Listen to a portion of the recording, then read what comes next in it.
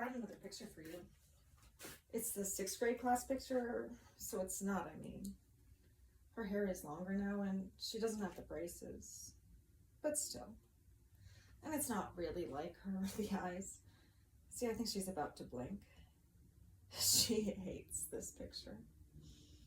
See, she's standing next to this guy, Neil Kransky. She says he smells or something. See how she's leaning away a little bit? Huh. I never noticed that. She has these opinions. She hates this picture. See how tall she is, though?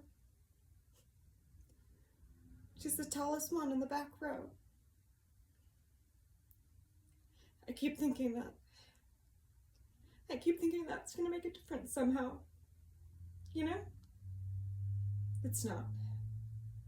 It's not rational. But,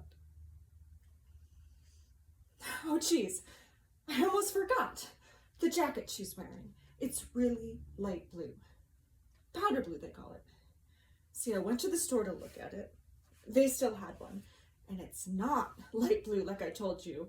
It's powder blue. Like, shit! I was gonna bring in something in that color. I know. I could go buy the jacket. It's the same one. How about that?